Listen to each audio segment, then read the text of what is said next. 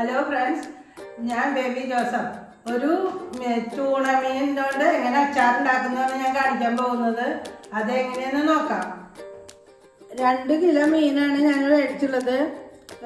നമ്മുടെ നാട്ടിൽ ഇതിന് കുടുതാന്നും പറയും, വെള്ളക്കുടുതാന്നൊക്കെയും പറയും. പിന്നെ ചില സ്ഥലത്ത് ഇതിന് ചൂരാന്ന് പറയും, ഇംഗ്ലീഷിൽ ചൂണാന്നും പറയും. ഈ മീൻ കൊണ്ടാണ് ഞാൻ അച്ചാറുണ്ടാക്കാൻ പോകുന്നത്. 2 കിലോ മീൻ ക്ലീൻ ചെയ്ത് മുള്ളൊക്കെ മാറ്റി ചെറിയ കഷ്ണങ്ങളാക്കി മുറിച്ച് വെച്ചതാണിത്. ഇതിപ്പോൾ 1.5 കിലോ ഉണ്ടാവുള്ള പീസ്. ഇനി ഇതിലേക്ക് മല്ലിപ്പൊടി വേണ്ട, മുളക് പൊടി, അച്ചാർ പൊടി, മഞ്ഞൾപ്പൊടി, കായപ്പൊടി. പിന്നെ ചതച്ചെടുക്കാൻ ആദ്യം ഫ്രൈ ചെയ്യാൻ ഇഞ്ചി, വെളുത്തുള്ളി, 2 പച്ചക്കുരുമുളക് എടുത്തിട്ടുണ്ട്. പിന്നെ നമുക്ക് വിനീഗർ വേണം, നല്ലെണ്ണ വേണം, പിന്നെ കറിവേപ്പില വേണം, ഉപ്പ് വേണം. ഇനി ഫ്രൈ ചെയ്യാൻ എണ്ണ വേണം.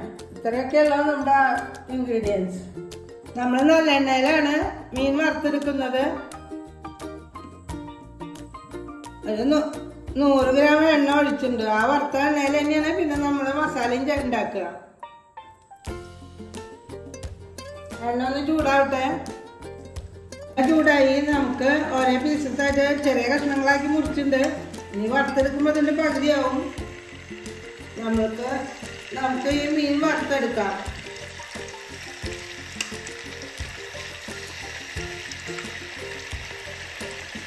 ഞാൻ 2 പാൻ വെച്ചിട്ടാണ് വറുക്കുന്നത്, വേഗം കഴിയാൻ വേണ്ടിയിട്ട്. അപ്പുറത്ത് ഒരു പാനും കൂടി എണ്ണ ചൂടാക്കാൻ വെച്ചിട്ടുണ്ട്.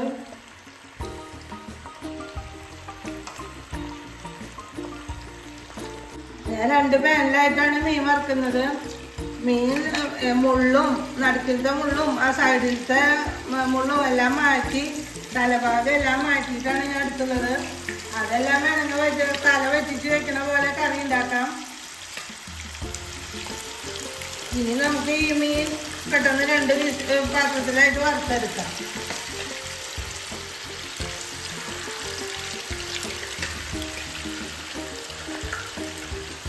നമ്മുടെ മീനിൻ്റെ കഷ്ണങ്ങൾ നന്നായി മൊരിയണം. അച്ചാറിടുമ്പോൾ നമ്മൾ സാധാരണ വറുത്തെടുക്കുന്നതിനെക്കാട്ടും കുറച്ചും കൂടി കുറച്ച് ബ്ലാക്ക് കയറിയ തരത്തിൽ വറുത്തെടുക്കണം.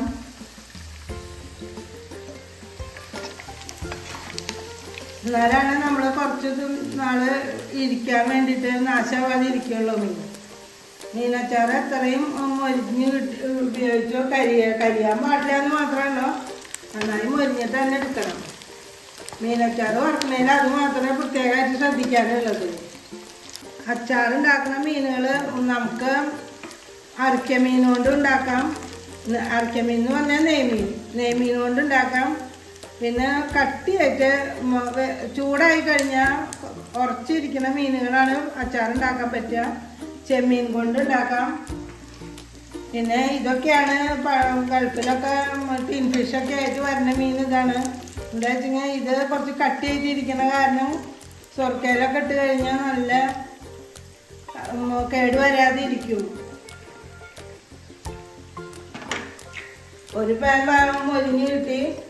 ഇനി ഒരു പാനും കൂടി എനിക്ക് വറുത്തെടുക്കാണ്ട്, അതൊന്നും കൂടി ബ്ലാക്ക് ആവാണ്ട്. 2ാമത്തെ ട്രിപ്പ് മീനും എടുക്കാറായി.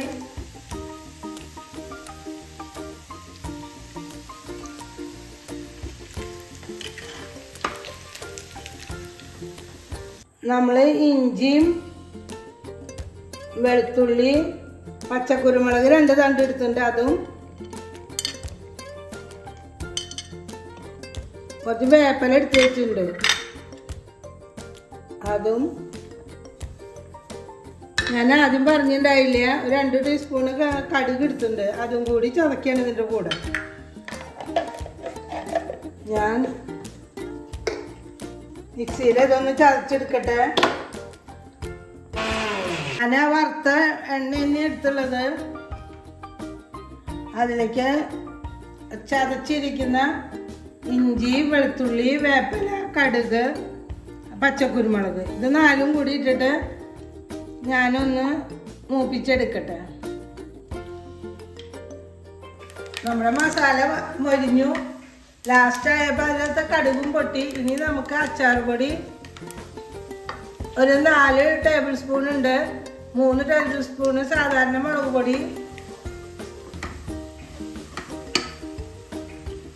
പിന്നെ കുറച്ച് മഞ്ഞൾപ്പൊടി. ഞാൻ മുളക് പൊടി 2 ടീസ്പൂണും മഞ്ഞൾപ്പൊടിയും കൂടി ഉപ്പും കൂടിയിട്ടാണ് മസാല കട്ടി വെച്ചിട്ടുണ്ടായിരുന്നത്. എല്ലാം കൂടി മൊരിഞ്ഞു. കടുകും കൂടി ഇട്ട കാരണം ലാസ്റ്റ് കടുകും പൊട്ടി. ഇനി നമുക്ക് ഇതിലേക്ക് സ്വർക്ക ചേർക്കാം. വിനീഗർ,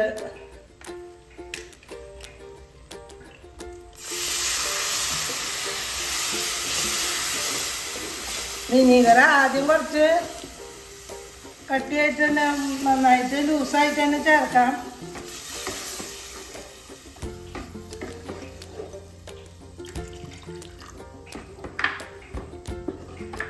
ഇനി വിനീഗറിലേക്ക് വേണ്ട ഉപ്പ് ചേർക്കാം നമുക്ക്. ഞാൻ ഇവിടെ ഉപ്പ് 2 ടേബിൾ സ്പൂൺ ഉപ്പ് എടുത്ത് വെച്ചിട്ടുണ്ട്. 2 ടീസ്പൂണ് ഉപ്പ് എടുത്ത് വെച്ചിട്ടുണ്ട്, അത് ഇടാം. ഇനി ലാസ്റ്റ് വേണമെങ്കിൽ ഇടാം. അതിൽ 1 ടീസ്പൂണ് പഞ്ചസാര ചേർത്തുണ്ട്. അത് ആ ഉപ്പും മുളകൊക്കെ ഒന്ന് ബാലൻസ് ചെയ്യാൻ വേണ്ടിയിട്ടാണ്. ഇനി നമുക്ക് വറുത്ത് വെച്ചിരിക്കുന്ന മീൻ ചേർക്കാം. മീൻ ചേർത്തിട്ട് ഒന്ന് ഇളക്കിയിട്ട് നോക്കണം. മീനിൽ ഒന്ന് കിടക്കണ ഇപ്പോൾ തരത്തിൽ നമുക്ക് ഇപ്പോൾ ഇതിൽ കട്ടിയായിട്ടാണ് ഇരിക്കുന്നത്. ഇത് നമുക്ക് വറ്റുമ്പോൾ ഇത്ര കട്ടി വേണം. അപ്പം നമുക്ക് ഇതിലേക്ക് കുറച്ചും കൂടി സ്വർക്ക ചേർക്കണം.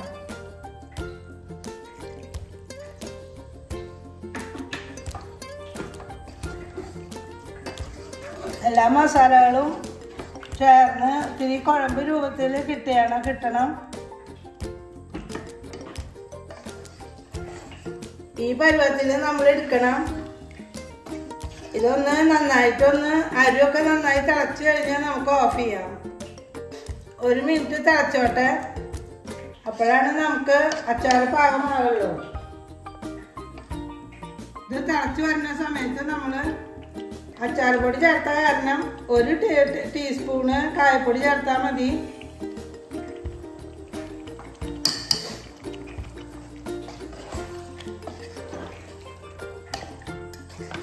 സ്വാദിഷ്ടമായ മീനച്ചാർ റെഡിയായി.